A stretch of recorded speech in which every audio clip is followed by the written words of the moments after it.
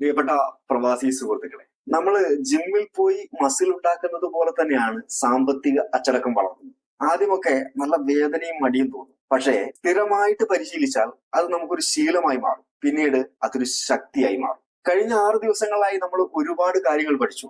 എങ്ങനെ ലക്ഷ്യങ്ങൾ കണ്ടെത്താം, ബഡ്ജറ്റ് എങ്ങനെ ഉണ്ടാക്കാം, കടങ്ങൾ എങ്ങനെ വീട്ടാം, അങ്ങനെ നിരവധി കാര്യങ്ങൾ.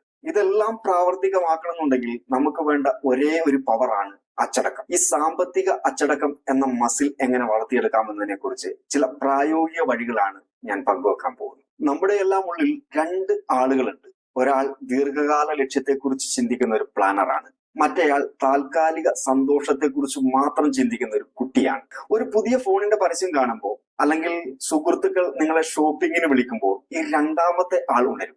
ഇതൊന്നുകൂടി വാങ്ങിയിട്ട് നാളെ മുതൽ ഞാൻ സേവ് ചെയ്യാം എന്ന് അവൻ നമ്മളോട് പറയും. പക്ഷേ നമ്മൾ പലപ്പോഴും ആ പ്രലോഭനത്തിൽ വീണുപോകും. പിന്നീട് കുറ്റബോധം തോന്നും. എന്തുകൊണ്ടാണ് ഇങ്ങനെ സംഭവിക്കുന്നത്? കാരണം നമ്മുടെ തലച്ചോറിന് പെട്ടെന്ന് കിട്ടുന്ന സന്തോഷത്തോടാണ് കൂടുതൽ താല്പര്യം. ദീർഘകാലത്തേക്ക് കാത്തിരുന്ന് കിട്ടുന്ന ആ വലിയ സന്തോഷത്തിനെ കുറിച്ച് ചിന്തിക്കാൻ അതിന് മടിയാണ്. ഈ മടിയെ മറികടക്കാനാണ് നമ്മൾ പരിശീലിക്കേണ്ടത്.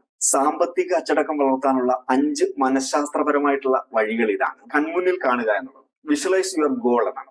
നമ്മൾ 2ാം ദിവസം സംസാരിച്ച എന്നതിനെ കുറിച്ചാണ് ഇവിടെ വളരെ പ്രസ്തമാകുന്നത്. നിങ്ങളുടെ സ്വപ്ന ഭവനത്തിന്റെ മക്കളുടെ ഫോട്ടോ, അല്ലെങ്കിൽ റിട്ടയറായി സന്തോഷത്തോടെ ജീവിക്കുന്ന ഒരു ചിത്രം, ഇതൊക്കെ നിങ്ങളുടെ ഫോണിൽ വാൾപേപ്പർ ആയിട്ടോ അതല്ലെങ്കിൽ റൂമിലോ പതിച്ചു വെക്കുക.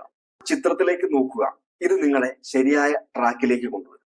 അടുത്തതായത് പ്രലോഭനങ്ങളെ ഒഴിവാക്കുക എന്നുള്ളതാണ്. Avoid temptation. ഓൺലൈൻ ഷോപ്പിംഗ് ആപ്പുകളിൽ നിന്നുള്ള നോട്ടിഫിക്കേഷനുകൾ ഓഫ് ചെയ്യുക, അല്ലെങ്കിൽ ആവശ്യമില്ലാതെ ഷോപ്പിംഗ് മാളുകളിൽ കറങ്ങാൻ പോകാതിരിക്കുക.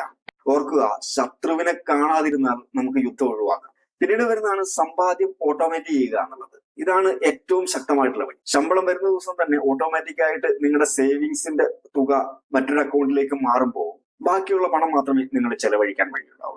പിന്നീട് വരുന്നതാണ് 24 hours റൂൾ.